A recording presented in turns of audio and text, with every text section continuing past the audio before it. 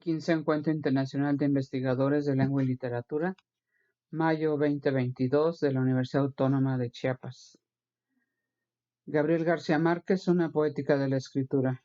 Rosario Herrera Guido, del Doctorado Iberoamericano en Teorías Estéticas de la Autónoma de Guanajuato. Agradezco antes que nada la invitación y la hospitalidad de la doctora Marisa Trejo Sirven.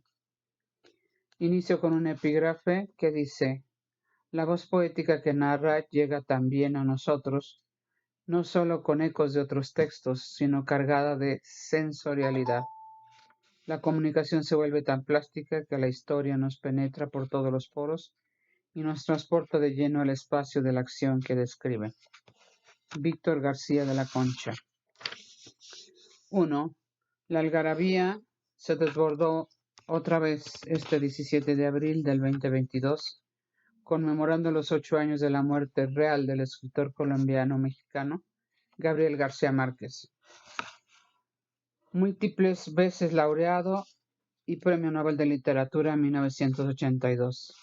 En el más amarillo de los meses, el color de la suerte, la inspiración, la flor amarilla en la solapa, la alegría y la belleza.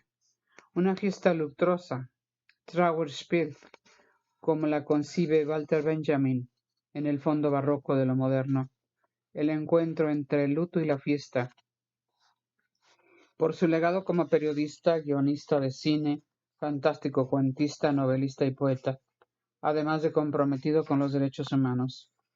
Una partida real, pero con una permanencia simbólica inmortal, del gran escritor que contagió a sus lectores de su fantástico mundo y quien, a pesar de que siempre dijo que escribía para sus amigos, para que sus amigos lo quisieran, cuando supo que estaba enfermo de un linfoma, en lugar de abatirse celebró tal tropiezo de su vida, pues ahora tendría tiempo para terminar los 3 tomos de sus memorias y 2 libros de cuentos, por lo que redujo sus relaciones con los amigos, desconectó el teléfono, canceló viajes y compromisos y se entregó al periodismo, la música y la escritura. Una partida simbólica que inmortaliza su poética escritura y que solo puedo bosquejar en este breve espacio a través de una especie de novenario de su magna obra. La hojarasca, Diana, 1986. El coronel no tiene quien le escriba, Diana, 2010. Los funerales de Mama Grande, Alfaguara, 1979. La mala hora, Editorial Sudamericana, 1972. 100 años de soledad, Diana, 1986, publicada en 1967. El otoño del patriarca, Bruguera, 1984, publicada en 1975. El amor en los tiempos del cólera, Diana, 1985, y 12 cuentos peregrinos, Diana, 1982. 2. La hojarasca, Diana, 1986. Es la primera novela que García Márquez escribe a partir de sus 17 años y es publicada 8 años después, en 1955. La hojarasca, follaje, maleza, espesura, para crear la metáfora de Macondo, un relato inicial de la historia de un pueblo realmente fantástico, a través de los monólogos de 3 personajes de una misma familia, un viejo coronel, su hija Israel y el hijo de esta, que meditan junto al cadáver de un amigo de la familia, un médico misterioso que se ha suicidado. Aquí aparece también la clásica metáfora del viejo coronel retirado del campo de batalla tras la adhesión a las fuerzas de la guerra civil. El coronel que después de la muerte en parto de su primera esposa, vuelve a contraer otro matrimonio del que nace Isabel, la característica mujer de García Márquez, enérgica y voluntariosa, abandonada por su marido y que le deja un niño. Al negarse a asistir a los heridos durante el bandidaje que asoló a Macondo, el médico es objeto de la enemistad de todos, tanto que al morir el cura y el pueblo le niegan sepultura. De aquí el epígrafe tomado de la Antígona de Sófocles, que encabeza el libro, cual metáfora del conflicto entre Macondo, el cura, y el coronel. Cito: Y respecto al cadáver de Polínice, dicen que se ha publicado un bando que ningún ciudadano lo entierre ni llore, sino que insepulto y sin rumores de llanto lo dejen para sabrosa presa de las aves. Fin de la cita. Macondo es uno de los grandes mitos de la literatura universal, un poema que habla de lo que siempre está sucediendo. Colona, Comala o Macondo, como recuerda García Márquez. Cito: pasaron 5 años antes de encontrarle editor. La mandé a la editorial Losada en Argentina y me la devolvieron con una carta de un crítico español, Guillermo de la Torre, en la que me aconsejaba dedicarme a otra cosa, pero me reconocía algo que me llena de satisfacción, un apreciable sentido poético. El olor de la guayaba, Diana, 1993, página 74. 3. El coronel no tiene quien le escriba, Diana, 2010, que durante años consideró su mejor novela, escrita en 1957 y publicada en 1961, está pulida con el cuidado con el que se bruñe un diamante. Descarta lo superfluo y abandona la retórica. El coronel, su personaje mejor trazado, un viejo que vegeta en las ruinas de una casa hipotecada, en espera de la pensión del gobierno que le corresponde y que no llega. Tesorero de las fuerzas revolucionarias de Aureliano Buendía, tras su fracaso, se le concede la amnistía y un retiro, pero sus peticiones se pierden en la burocracia de la capital, donde, según el general, sus enemigos se desvelan. Una burocracia impecablemente dibujada. Mientras el coronel espera, su hijo Agustín es asesinado por sus actividades revolucionarias y le deja un gallo de pelea que engordará para que descuartice a un gallo del pueblo vecino, con lo que logrará honor y fortuna. Venderá todo para alimentar al gallo, porque todos han apostado por él. Como García Márquez responde a Puleyo Mendoza a la pregunta por un libro único suyo. Cito: el libro de la soledad, fíjate bien, el personaje central de la hojarasca es un hombre que vive y muere en la más absoluta soledad. También está la soledad en el personaje del coronel no tiene quien le escriba. Y está el alcalde de la mala hora que no logra ganarse la confianza del pueblo y experimenta a su manera la soledad del poder. La soledad es el tema del otoño del patriarca y de 100 años de soledad. El color de la guayaba, Diana, 1993, página 72. Los funerales de la Mamá Grande, Alfaguara, 1979, es el primer libro de cuentos de García Márquez, 1962, en el que continúa la historia de Macondo, iniciada en la hojarasca y culminada en 100 años de soledad en 1967. A partir de aquí, Gabo, Apócope de Gabriel, desplaza la prioridad de la realidad sobre la fantasía para concederle predominio a la fantasía. Como Aristóteles, prefiere rebasar la dicotomía metafísica platónica entre lo verdadero y lo falso, para quedarse con lo verosímil, lo similar a la verdad, lo posible y hasta lo imposible. Como dice Agatón, donde suceden cosas incluso en contra de lo verosímil, de la verosimilitud. Aristóteles, Poética, de la editorial Aguilar. En los funerales de Mama Grande, el paisaje del pueblo se confunde con el humor de sus habitantes y con sus malestares, penas y prodigios. Rebeca Buendía, la viuda de don Arcadio, padece delirios y visiones. El padre Ángel duerme en el confesionario, carcomido por la indiferencia hacia su misión. Los Montiel son los caciques de Macondo, los grandes personajes que compraron las propiedades de la Mamá Grande, una especie de Doña Bárbara de Rómulo Gallegos, que rentó sus tierras durante 92 años y estaba metida en todo, la minería y la política.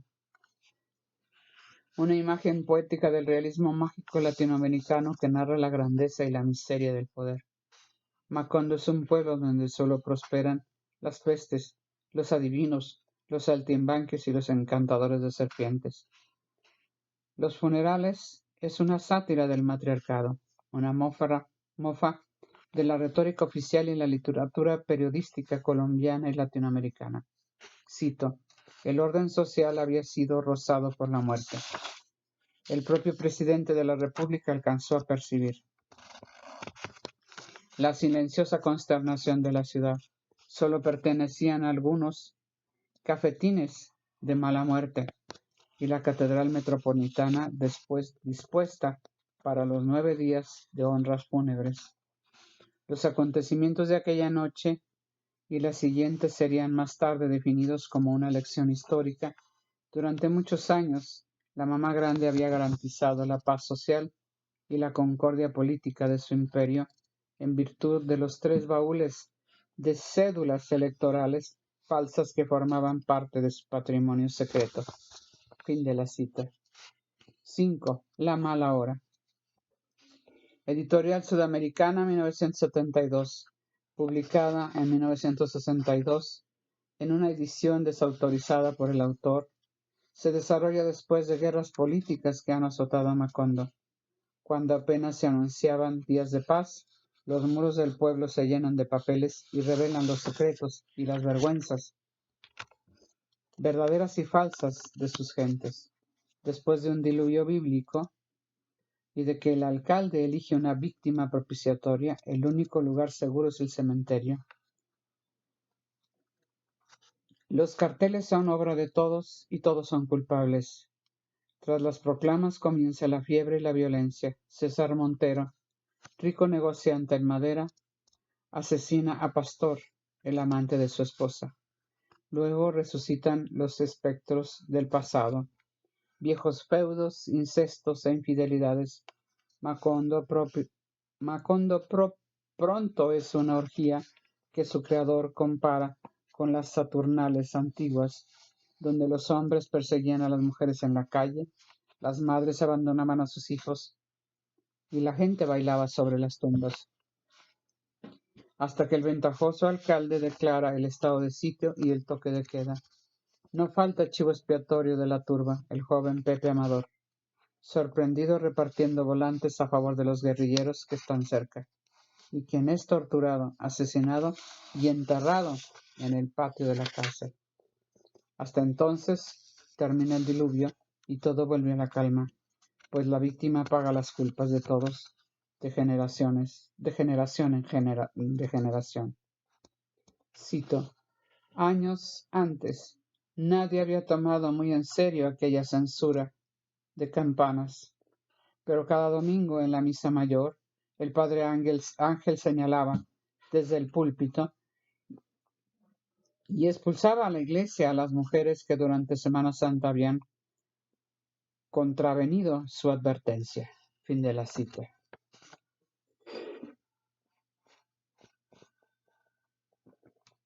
6. 100 años de soledad. Diana, 1986. Publicada en 1967, no narra las vidas de los habitantes de un pueblo, sino su mágica y poética existencia, real y recreada por García Márquez. Un pueblo limitado al oriente por una recóndita sierra y al sur por una ciénaga. Una historia a partir de la familia fundadora que trajina con Macondo. Luis Buendía. Los Luis Buendía que confunden a los lectores con su constante repetir los nombres propios y que llegan a sonar fuerte en la vida del país con sus interminables guerras civiles hasta hundirse en la fatal decadencia del pueblo. Un fantástico escenario con solo una aldea de 20 casas de barro y caña brava a la orilla de un diáfano río que se abisma por las pulidas piedras. Un mundo tan reciente que las cosas no tenían nombre y había que señalarlas con el dedo, pero pronto llegan los gitanos, cargados de fantásticos objetos, imanes poderosos, lupas gigantes y un pedazo de hielo en pleno trópico. Después la búsqueda del galeón hallado en plena selva a 12 kilómetros del mar, y todos los personajes se entrelazan y los episodios entretejen la fabulosa historia de un lugareño donde ocurren cosas inverosímiles como un inmortal poema que no deja de cantar lo que siempre está sucediendo, cual metáfora de la Colombia y Latinoamérica. 100 años de soledad gracias a la poética de la escritura surrealista, que extrae un objeto de su lugar común para colocarlo en otro que no le es habitual, introduce la dimensión de lo fantástico. El galeón en medio de la selva, los gitanos irrumpiendo en Macondo. La heredada cola de puerco de José Antonio Buendía, la peste del insomnio, la amnesia que obliga a marcar con su nombre a los objetos y los seres, el torneo entre Aureliano II y la hembra totémica, la elefanta. La lluvia de pájaros muertos que cubre el pueblo, el macho cabrío y Ángel, una historia que no se limita al coronel Aureliano Buendía, sino a toda su familia, desde la fundación de Macondo hasta el último Buendía que se suicida y finaliza el linaje. Parafraseando a García Márquez, a pesar de que en esta novela vuelan las alfombras, los muertos resucitan y llueven flores, no es el más misterioso de sus libros, pues el autor acompaña al lector para que no se pierda. 100 años de soledad no es una metáfora de la historia de la humanidad. Comillas. No, quise solo dejar una constancia poética del mundo de mi infancia. Fin de la cita, el olor de la guayaba. 7. El otoño del patriarca, Bruguera, 1934. Publicado en 1975, es un libro que García Márquez define como un poema sobre la soledad del poder. Porque lo escribí como se escriben los versos, dice García Márquez, palabra por palabra. Hubo semanas en las que apenas había escrito una línea, el olor de la guayaba. Una obra en la que Gabo se permite toda clase de libertades con la sintaxis, el tiempo, la geografía y la historia para hablar del dictador. Cito. De todos mis libros, este es el más experimental y el que más me interesa como aventura poética. El olor de la guayaba. El dictador creado con todos los retazos de los dictadores que hemos tenido en Latinoamérica. Un personaje mítico que lamentablemente está lejos de concluir, pero que es un pretexto para pensar poéticamente en el poder. Cito, no solo habíamos terminado por creer de veras que él estaba concebido para sobrevivir al tercer cometa, sino que esta convicción nos había infundido una seguridad y un sosiego que creíamos disimular con toda clase de chistes sobre la vejez, y le atribuíamos a él las virtudes seniles de las tortugas y los hábitos de los elefantes. El otoño del patriarca. 8. En El amor en los tiempos del cólera, García Márquez sorprende a sus lectores al iniciar su novela de amor con dos muertes, producto de un don poético, pues sabe que nada es más próximo a Eros que Tánatos. El suicidio de Jeremiah de Saint-Amour, refugiado antillano e inválido de guerra, y la del doctor Juvenal Urbino, que al regresar de la casa de su suicida amigo por recuperar un loro que se escapa de un árbol, se mata.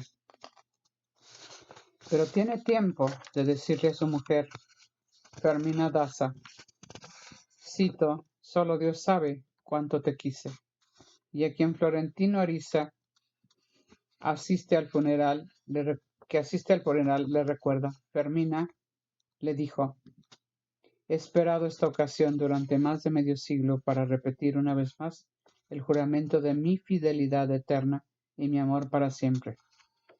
Fin de la cita. El amor en los tiempos del cólera. Durante 300 páginas presenciamos el amor que el adolescente Florentino le profesa a Fermina Daza, con quien casi no cruza palabras, pero sí poéticas y apasionadas misivas. Fermina, de regreso de un viaje impuesto por su padre para enfriar el cortejo, cree que Florentino no la puede hacer feliz y se casa con el doctor Urbino, para cumplir un ignoto destino que la aparta del hombre al que realmente ama. Todo mientras el cólera causa innumerables pérdidas y se libran las guerras entre liberales y conservadores. A la muerte de Urbino, Florentino le vuelve a escribir poéticas e inflamadas cartas a Fermina, como en su adolescencia. Conquista su amistad y sale a pasear por el río Magdalena.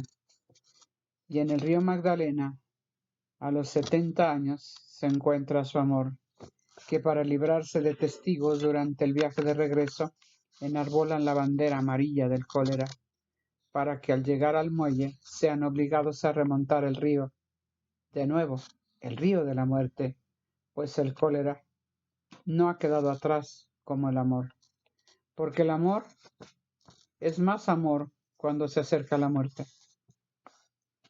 Amor y muerte, principio y fin, donde a pesar de que la poesía parece no nacer de la magia y el mito, a los escritores, a los que el escritor había acostumbrado a sus lectores, el poder poético del amor siempre conserva el primer plano.